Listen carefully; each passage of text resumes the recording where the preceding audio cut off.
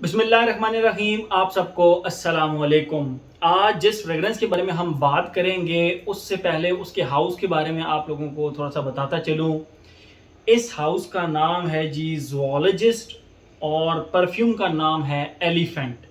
ये मैं आप लोगों को इसकी बॉटल दिखाता हूँ। ये इनकी बॉटल सारी की सारी इसी तरह होती हैं सेम, और फ्रंट से ये थोड़ी सी स्लोप में ऊपर की तरफ जाती है, स्ट्रेट नहीं है, ये आप देख सकते हैं। बाकी 60 ml की बॉटल आती है इस तरह। ऊपर जो ज़ूलॉजिस्ट लिखा हुआ है फ्रंट पे, जिस एनिमल के नाम से ये मतलब मंसूब होती है उसका ऊपर तस्वीर भी होती है, नीचे फिर उसका नाम और उदे ओके एक्सट्रेट द परफॉर्म, ये एक्सट्रेट द परफॉर्म कंसनट्रेशन है।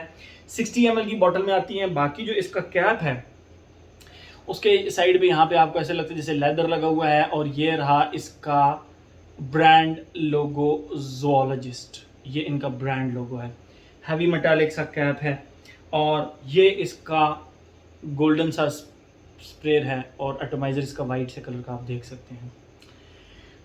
आई मस्ट से मैं यहाँ पे कहना चाहूँगा कि इस हाउस ये हाउस जो है ना, ये बेसिकली मेरा टीचर साबित हुआ है एक काम में।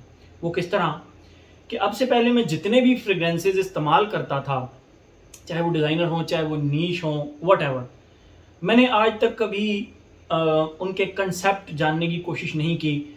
खुशबू लगाई, अच्छी लगी, गुड। नहीं तो फिर उसको समझा कि ये किस किस कैटेगरी की है, फिर उसको समझा समझा समझा, तो एट सम मतलब एक पॉइंट पे जाके आपको वो कुछ ना कुछ समझ आना शुरू हो जाती है।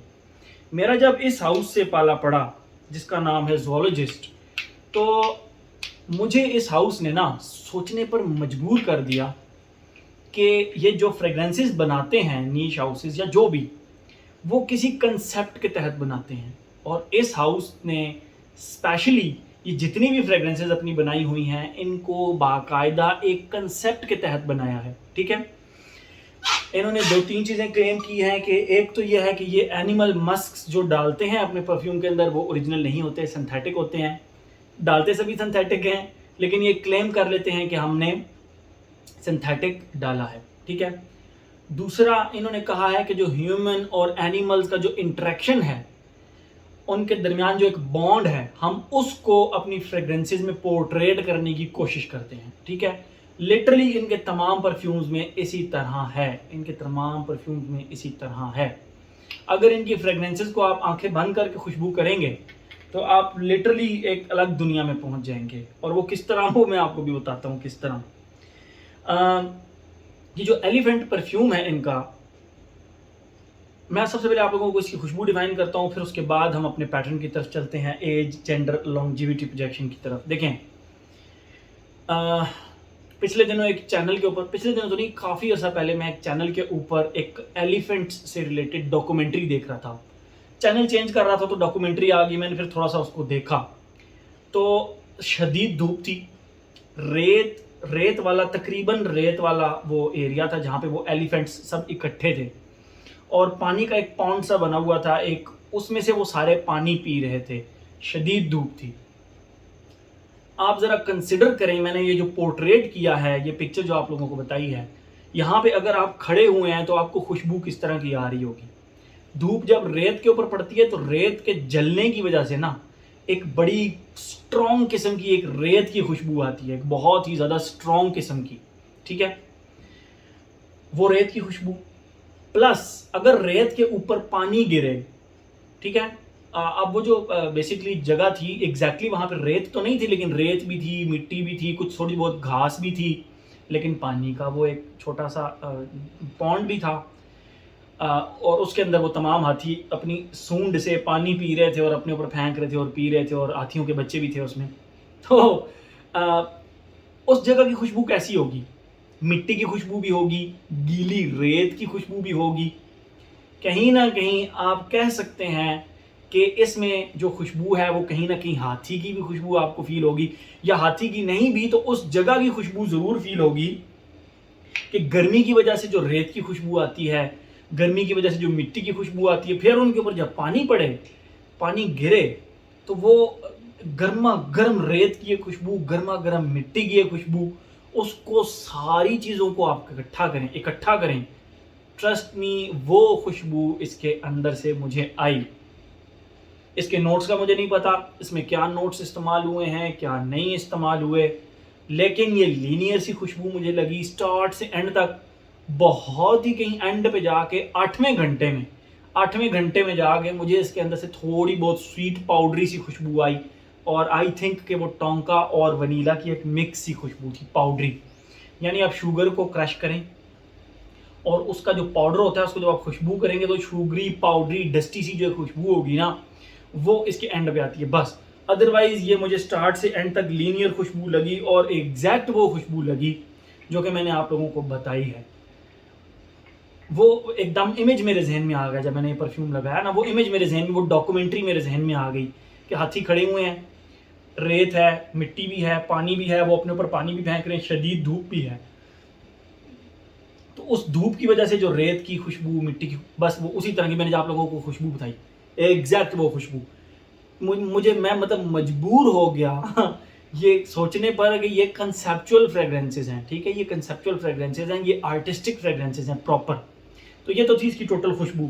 इसी तरह ये स्लॉथ, ये भी एक इसी तरह की कंसेप्चुअल फ्रेग्रेंस है।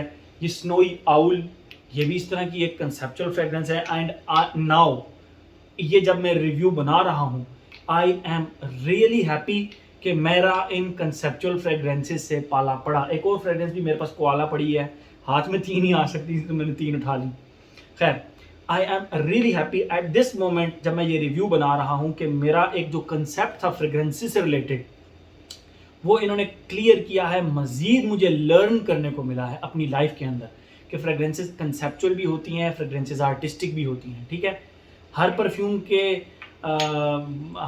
के पीछे आपको शायद आर्ट नज़र ना आए, आपको उसकी खुशबू बहुत बेहतरीन लग सकती है लेकिन शायद उसके पीछे आर्ट नज़र ना आए, लेकिन इनके पीछे आपको प्रॉपर आर्ट नज़र आएगा।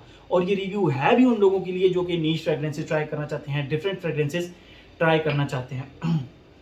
थैंक्स टू वकास अहमद जिसने पाकिस्तान में इनकी अवेलेबिलिटी को पॉसिबल किया, और मैं इसीलिए इनके रिव्यू भी कर रहा हूँ कि ये पाकिस्तान में अब इजीली अवेलेबल हैं। आप 60 ml की बॉटल लेना चाहें 35,000 रुपीज़ की है, 35 to 40,000 रुपीज़ की। अदरवाइज आप इसका 5 ml 10 ml का डीकेंट भी वकास अहमद से मंगवा सकते हैं। I know there are so many people जो कि एनिमल्स को प्यार करते हैं और उनको इन कंसेप्चुअल फ्रेग्रेंसेस का बहुत ज़्यादा क्यूरियोसिटी होगी, इसको यूज़ करने की बहुत ज़्यादा क्यूरियोसिटी होगी। तो that was actually the fragrance, ये इसकी टोटल फ्रेग्रेंस थी। अब हम आते हैं अपने पैटर्न की तरफ, age, gender, longevity, projection. Age का कोई ताल्लुक नहीं है। If you like the artistic fragrances like this, go for it, आप इसको एंजॉय करेंगे।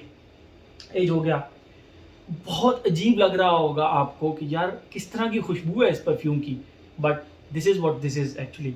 ये नीश इसी तरह का खेलते हैं। तो एज कोई रिस्ट्रिक्शन नहीं। जेंडर आई वुड से कि मेल फ्रेग्रेंस है, ठीक है। एज हो गया, जेंडर हो गया। लॉन्जिविटी प्रोजेक्शन की अगर हम बात करें तो ये एक्सट्रेट द परफॉर्म है सारे के सारे, ये सारे के सारे इस ये जो सीरीज़ है ये एक्सट्रेट द परफॉर्म है, और इनकी लॉन्जिविटी कोई प्रॉब्लम नहीं है। 12+ आवर्स इनकी लॉन्जिविटी मुझे मिलती है, 12+ आवर्स। इसकी भी 8 घंटे तक तो मुझे स्ट्रेट खुशबू आती रही, 8 घंटे के बाद इसकी वो स्वीट पाउडरी सी फ्रेग्रेंस हुई थी, ठीक है। तो 12 आवर्स, मैं ऑन द सेफ साइड कह रहा हूँ कि 10 आवर्स इसकी लॉन्जिविटी, और प्रोजेक्शन सॉलिड 4 आवर्स। यस, इसने सॉलिड 4 आवर्स प्रोजेक्ट किया मुझ पर। एज हो गया, जेंडर हो गया, लॉन्जिविटी, प्रोजेक्शन। नीश परफ्यूम है। ओकेजन आप लोग जब लगाएंगे तो खुद ही डिसाइड कर लीजिएगा, मैं ओकेजन इसका कोई डिसाइड नहीं कर सकता। वेदर बहरहाल इसका गर्मियाँ और ठीक है, फॉल एंड विंटर में भी आप लगा सकते हैं, but this is actually summer fragrance. लेकिन ऑल सीज़न, आप इसको हर सीज़न में लगा सकते हैं। हर एस्पेक्ट मेरे ख्याल में हमने इसका कवर कर लिया। ऑफिस बहरहाल आप इसको शायद ना लगा सकें, हर एस्पेक्ट इसका हमने कवर कर लिया। तो ये था जी हमारा ज़ूलॉजिस्ट ब्रांड का elephant. Thank you so much.